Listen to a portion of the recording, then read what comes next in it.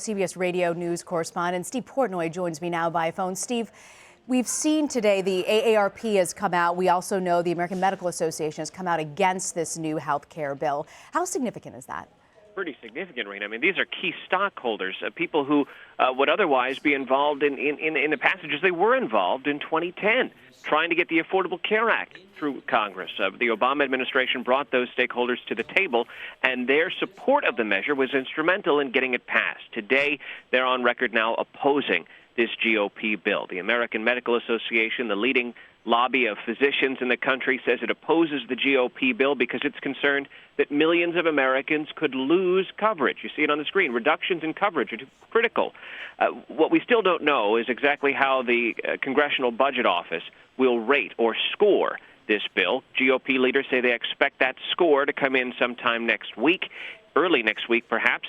It would tell the Congress how this might impact the deficit and give the Congress the CBO's best estimate as to how many people might stand to gain or lose coverage under this plan. But you mentioned the AARP, the American Association of Retired Persons, coming out against the plan today. They do talk about how they believe it would weaken Medicare and give special interests a sweetheart deal, but the primary concern of the leading group of retirees in this country is the impact it would have on people who have not reached retirement age, people in their 50s and 60s, who the AARP says would suffer a disproportionately negative impact as a result of the bill. They're calling it an age tax because people in their 50s and 60s, according to an AARP estimate, would be the ones who share most of the burden as tax cuts go to the wealthiest.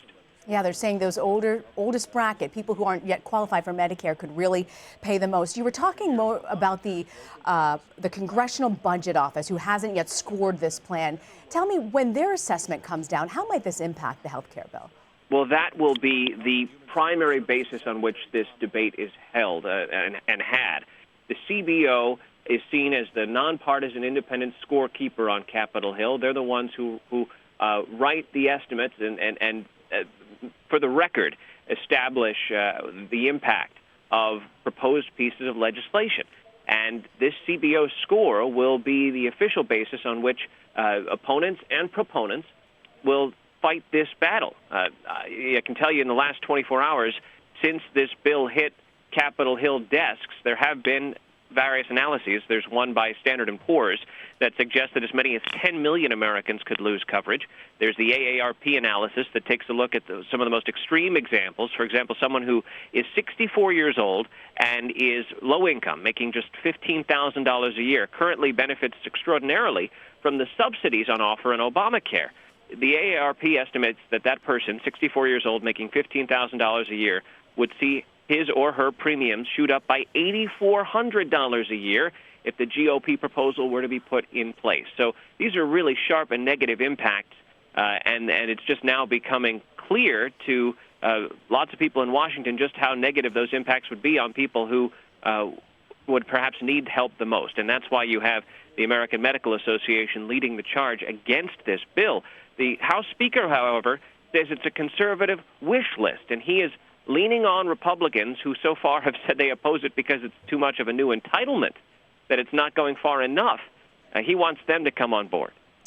I want to ask you, Steve, when the Obama administration was trying to push forward Obamacare, there was a group of conservative Democrats known as the Blue Dogs who really pushed back at that time.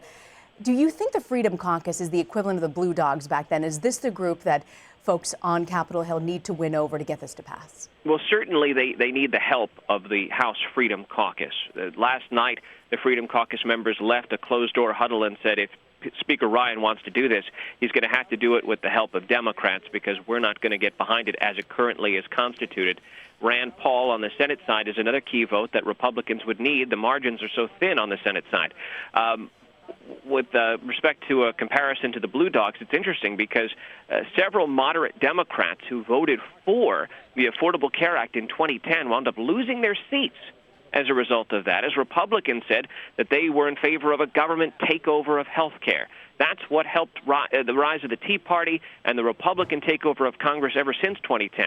Republicans have had the House ever since, and for the last couple of years they've had control of the House and the Senate, and only now are they seeing what it's really like to dig into this whole legislating of the nation's healthcare system and how difficult it is when you have key constituencies, doctors, hospitals, and retirees lining up against the plan.